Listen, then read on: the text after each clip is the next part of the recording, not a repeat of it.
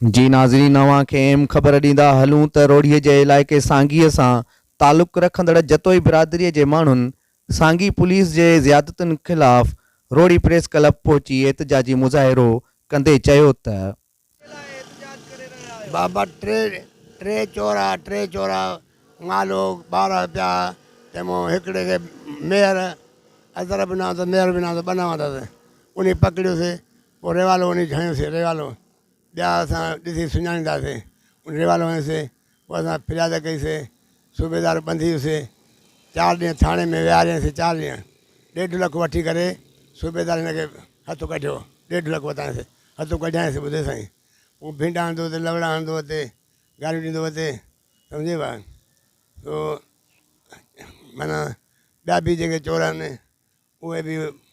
असां ॾिसी सुञाणींदासीं उन्हनि खे बि हुन पकिड़े पोइ छॾियो अलाए न छॾियो असां ग़रीब ऐं मिसकिन ऐं नाहक बि आहे मुंहिंजो पुटु वरी पंहिंजो 12 ॾींहं 14 ॾींहं इस्पताल हुयो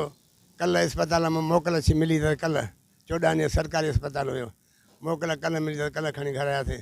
वॾी तकलीफ़ ते असांजी आई जी मदद करे अलाह खे तरस अलाह खे अर्ज़ु कयूं था आई जी मदद करे जज मदद करे असांजा सेवल जज शीशन जज मदद करे आई जी करे हाई कोर्ट ने असांजी मदद करे असां ग़रीब आहियूं मिसकिन आहियूं असां ग़रीब ॿुधे साईं असांजी मदद करे अलाह सां बि असांजी वाह न आहे सम्झे उल्टो वरी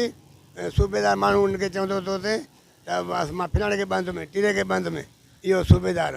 सम्झो साईं हली पियो को शर फिरियादी न अचे पियो मां फिरियादी खे बंदि में खां त मां उनखे बंदि मां उल्टा केस असां ते नाक में बेवाजिबी बेगुनाह ख़ुदा खे नथा ॾिजनि रुशवा थो खाए 1.5 लख वठी करे हुनखे छॾियो अथसि सम्झे भाउ असांजी अलाह मदद करे असांजी आई जी सिंध ऐं हाई कोर्ट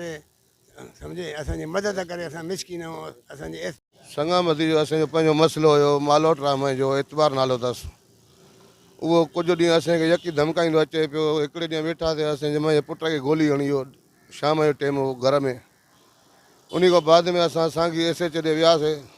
इतलाह ॾिनोसीं त 3 ॼणा हुया 2 न सुञाता आहिनि उहे ॾिसी सुञाणींदासीं हिकिड़ो सुञातो आहे असां एतबार नालो अथसि उर्फ़ इक़बाल उहो पकिड़े असां ईंदोसीं SH खे पिस्टोल बि उनखे ॾिनोसीं कुझु ॾींहं उनखे विहारे 2-4 ॾींहं उनखां हथु कढियो अथईं पैसा वठी करे हाणे